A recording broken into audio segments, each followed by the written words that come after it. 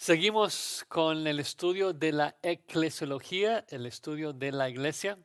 El documento dice, enseñamos que el establecimiento y continuidad de iglesias locales es enseñado y definido claramente en las escrituras del Nuevo Testamento, y que los miembros del único cuerpo espiritual son dirigidos para asociarse juntos en asambleas locales.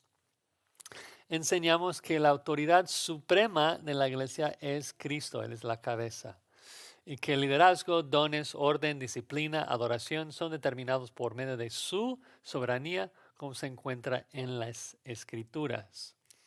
Las personas bíblicamente designadas sirviendo bajo Cristo y sobre la asamblea son los ancianos, también llamados obispos, pastores o pastor maestros y diáconos. Tanto ancianos como diáconos deben de cumplir con los requisitos bíblicos.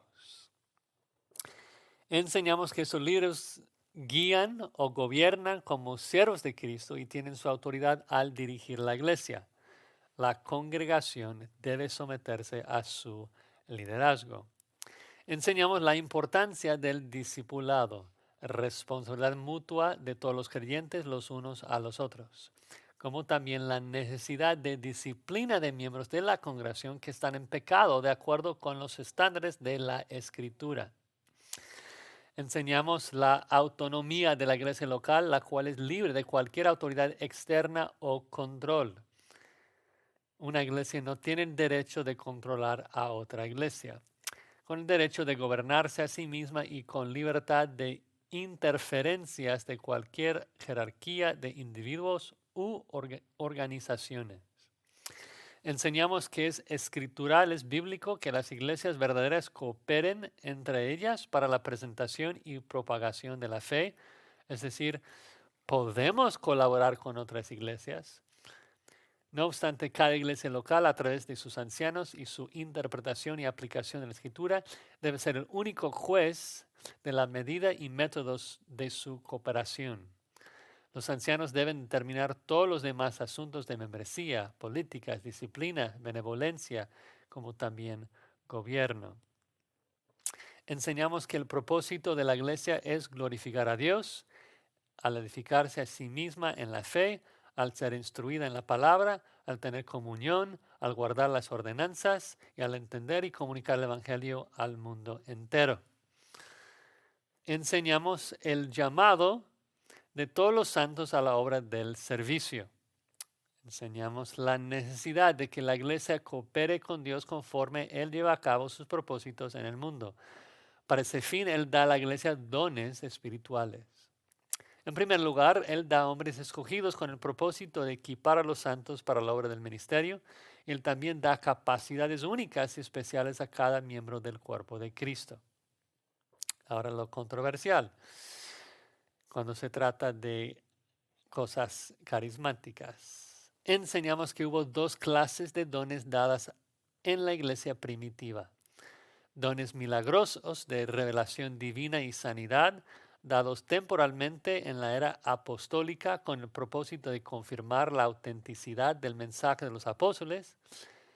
Y segunda clase, no en el sentido de que menos importante, sino segundo en número solamente, dones de ministerio, dados para equipar a los creyentes para edificarse los unos a los otros. De hecho, Pablo dice que no son de segunda clase porque son los que mejor edifica a la iglesia, ¿no? En el servicio de amor. Con la revelación del Nuevo Testamento ya terminada, la escritura se vuelve la única prueba de autenticidad del mensaje de un hombre y los dones de confirmación de una naturaleza milagrosa ya no son necesarios para certificar a un hombre o a su mensaje. Los dones milagrosos pueden llegar a ser falsificados por Satanás al punto de engañar aún a creyentes, como veremos en Apocalipsis. Los únicos dones en operación el día de hoy son aquellos dones no revelatorios y son para equipar y edificar. Enseñamos que nadie posee el don de sanidad en el día de hoy, pero que Dios oye y responde a la oración de fe y responderá de acuerdo a su propia voluntad perfecta por los enfermos, los que están sufriendo y que están afligidos. El punto es de que no queremos ser acusados de enseñar de que Dios nos sana, porque vemos en Santiago 5, en otras escrituras, de que Dios puede sanar. Pero lo que estamos explicando es de que hay una diferencia entre una persona con el don de sanidades que puede sanar a cualquier persona y nunca fracasa, y una persona que ora y Dios decide sanar de manera providencial. Y vemos eso mucho y incluso en nuestros tiempos y debemos dar gracias y gloria a Dios cuando esto pasa, de que hay un hermano que se le detectan cáncer y está a punto de morir y oramos y suplicamos a Dios y vemos de que su cuerpo responde a la quimioterapia de manera que sorprende a los doctores y la persona llega a ser sano y decimos, gloria a Dios, Dios hizo esto. Debemos afirmar esto. Pero otra vez, hay una diferencia entre esto y lo que Pedro, Pablo, Moisés, Jesús estaban haciendo. Enseñamos que a la iglesia local se le han dado dos ordenanzas, el bautismo y la cena del Señor.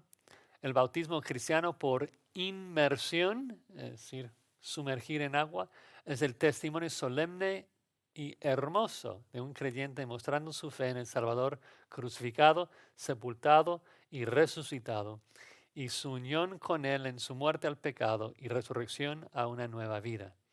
También es una señal de comunión e identificación con el cuerpo visible de Cristo.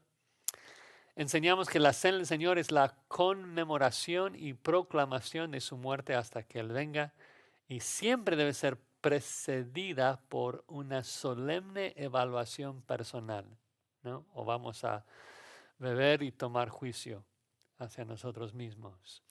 También enseñamos que mientras que los elementos de la comunión únicamente representan, no se convierten, representan la carne y sangre de Cristo, la cena del Señor es verdaderamente o de hecho una comunión con el Cristo resucitado, quien está presente de manera única en cada creyente, teniendo comunión con su pueblo.